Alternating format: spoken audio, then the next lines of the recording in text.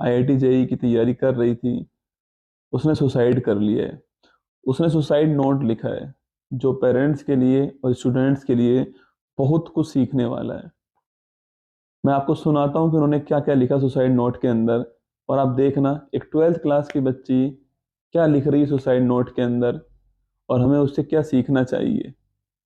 बच्ची ने लिखा है कि मम्मी पापा, आई कांट डू जेई, मैं जेई का एग्जाम क्रैक नहीं कर पाऊंगी। I can't do JEE, so I suicide, इसलिए मैं आत्महत्या कर रही हूँ, इसलिए मैं हार रही हूँ। I am loser. आप सोचिए एक 12th क्लास की बच्ची लिख रही है कि आई एम लूजर, कि मैं लूजर हूँ। उसकी अभी पूरी जिंदगी बची हुई थी, और उसने ये मान लिया कि वो लूजर थी, और वो लिखती है कि आई एम लूजर। और अगली लाइन तो मतलब आपके दिल पर एकदम ठेस पहुंचाने वाली लाइन होने वाली है। आई वॉज डॉटर, मैं इस दुनिया की सबसे खराब बेटी हूँ। आप सोचिए वो बेटी,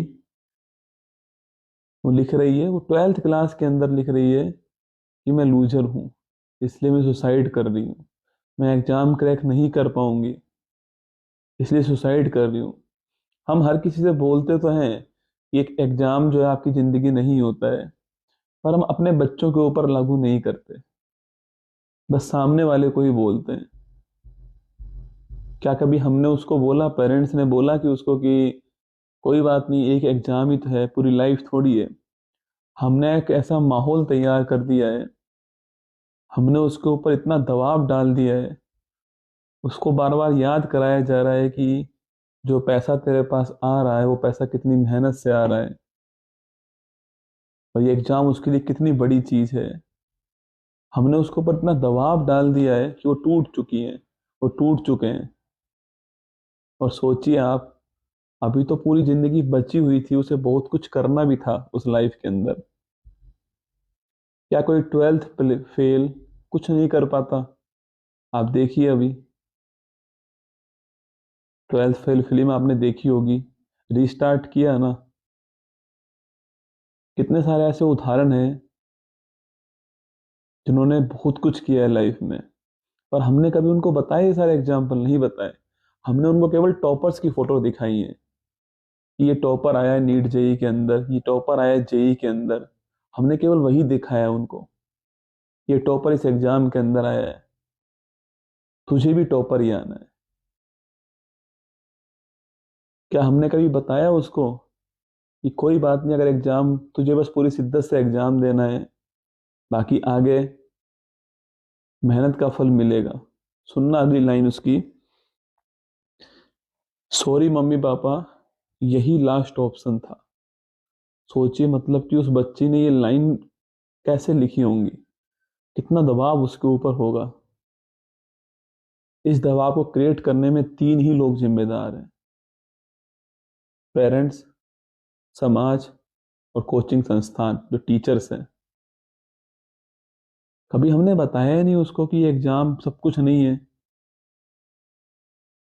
बस हमने उसको युद्ध में उतार दिया है, करो या मरो हमने कह दिया है। अब वो ऐसा दबाव लेकर बैठा हुआ है, बस केवल पढ़ाई पढ़ाई पढ़ाई पढ़ाई, दबाव दबाव दबाव दबाव। हमने कभी बोला ही नहीं उससे कि अब्राहम लिंकन एक भी चुनाव नहीं जीता, जब जीता तो वो अमेरिका का राष्ट्रपति बन गया। कभी नहीं बताया हमने उसको। इसलिए आपसे रिक्वेस्ट है, आप जो भी वीडियो देख रहे हैं, अगर आप पेरेंट्स हैं, अपने सपनों को अपने बच्चे के ऊपर मत थोपना। उसको बोलना कि मेहनत करे, वो प्रयास करे, एफर्ट करे, अपना सर्वश्रेष्ठ दे। अगर लाइफ है तो वो निश्चित कुछ ना कुछ कर ही लेगा, कुछ अच्छा ही करेगा। टॉपर्स की कहानी मत सुनाओ उन्हें, टॉपर्स की कहानी मत दिखाओ उन्हें। उन्हें उनकी कहानी दिखाओ जिन्होंने संघर्ष किया हो, जो गिरकर उठे हो वापस। उन्हें उनकी कहानी दिखाओ आप लोग। ये मेरा आपसे रिक्वेस्ट है, एक टीचर होने के नाते, एक स्टूडेंट होने के नाते, क्योंकि वो बच्ची तो चली गई, और सोचिए अब घर वालों की क्या स्थिति हो रही होगी। पर होता क्या है कि ये खबर आती है, 2 दिन खबर रहती है, फिर हम भूल जाते हैं, फिर नई खबर आती है, हम इंतजार करते हैं। इसलिए रिक्वेस्ट है आप सभी से कि अपने सपनों को अपने बच्चों के ऊपर मत थोपना आप। मैं जानता हूं कि ये बात आप जानते हैं, फिर भी हम ये बात भूल जाते हैं। हमें इतना दबाव नहीं देना उनके ऊपर कि वो टूट जाएं, वो बिखर जाएं। ये बेरोजगारी, ये दबाव, आपके सपने जवान नस्लों को खा रहे हैं।